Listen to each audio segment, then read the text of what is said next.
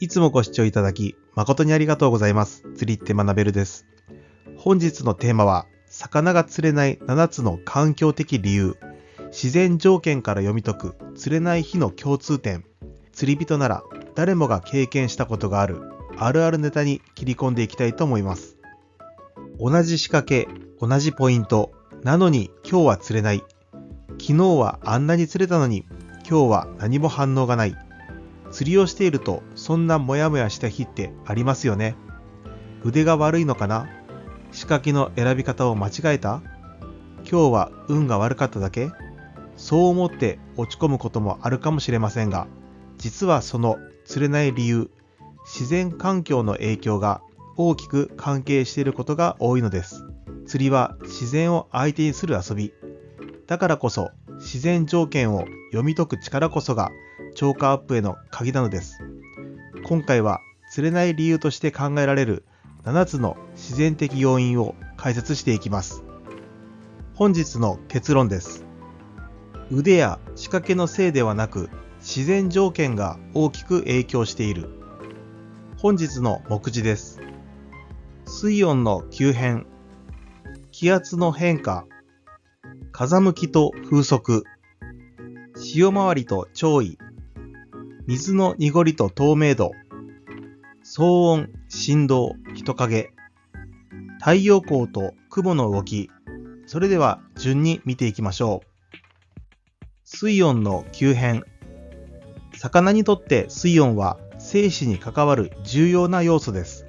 特に前日との水温差が2度以上ある日は要注意です。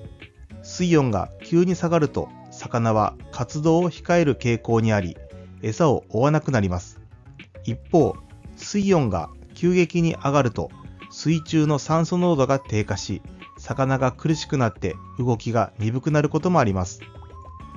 例えば、春先の天候が不安定な時期、前日がポカポカ陽気で翌日急に冷え込んだ日は水温がガクンと下がり、魚がそこに沈んでしまい、食いが渋くなります。表層の水温だけでなく、釣りをする層の水温、中層、低層にも注意を払うことが超過アップのポイントになります。気圧の変化。気圧の変化も魚の活性に大きな影響を及ぼします。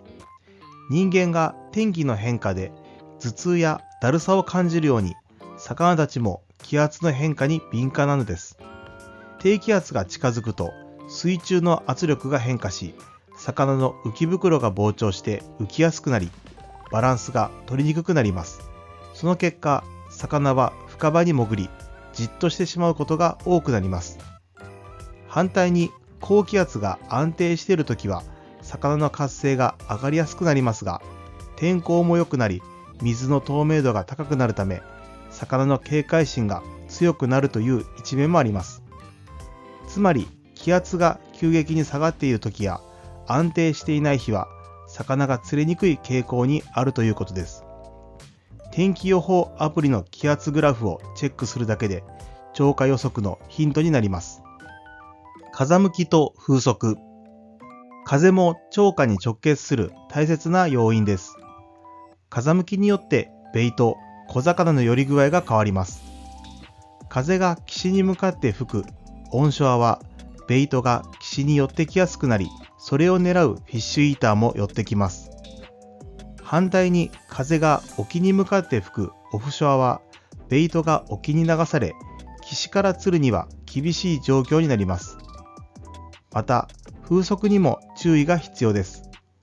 風速3メートルを超えると、軽い仕掛けは流されやすくなり、思い通りに誘えません。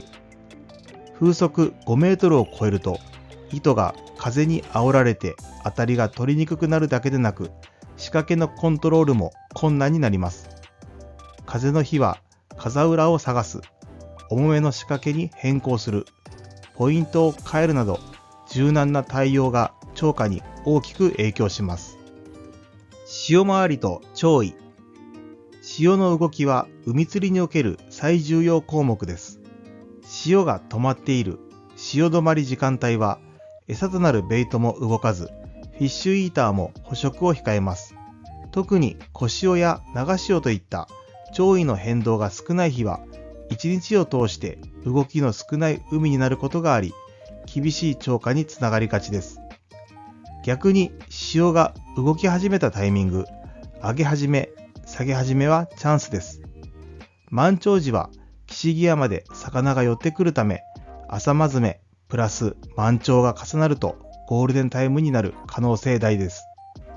潮降前には潮汐表や釣りアプリで潮回りをチェックしましょう。水の濁りと透明度。水の透明度も魚の視覚に影響を与える要素の一つです。澄みすぎた水は仕掛けが見切られやすく、魚の警戒心が上がる。濁りすぎた水は魚が餌を見つけにくく、釣れにくくなる。つまり理想は適度な濁りです。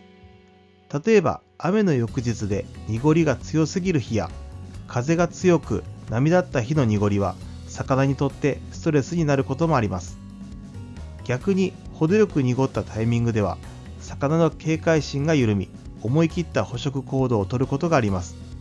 この時はアピールの強いカラーのルアー、オレンジ、ピンク、チャートなど音や振動のある餌を使うと効果的です。騒音、振動、人影。釣り場での気配も釣果を左右する重要な要素です。魚は非常に敏感な生き物で、音や振動、人影に驚いて散ってしまうことがあります。特に浅場や透明度が高いエリアでは、その影響は顕著です。注意すべき行動としては、大声での会話、足音や荷物を置く、ドンという振動、晴天の時、人影が水面に落ちること、魚に気づかれない立ち回りができるかどうか、それが釣れる人と釣れない人の違いになります。太陽光と雲の動き。太陽光の強さや雲の動きも魚の行動に影響を与えます。曇り空は光が抑えられ、魚の警戒心が下がると表層まで浮きやすい。晴天は水面に影が落ちやすく、魚がそこに沈むことが多い。特に雲の切れ間から突然日が差す瞬間や、太陽が雲に隠れるタイミングでは、魚の動きが変わることがあります。また、朝夕の遮光や建物や地形による陰影の変化も釣れるポイントを数メートル単位で左右します。光の変化を敏感に読み取ることも自然を相手にする釣り人の観察力の一つなのです。本日は魚が釣れない7つの環境的理由をご紹介しました。水温の急変、気圧の変化、風向きと風速、潮回りと潮位、水の濁りと透明度、騒音、振動、人影、太陽光と雲の動き。これらの自然要因はどんなに腕の立つ釣り人でも避けて通れません。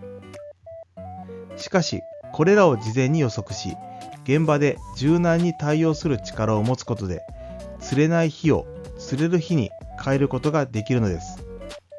次回釣りに出かけるときは、ぜひこの7つのチェックポイントを意識してみてください。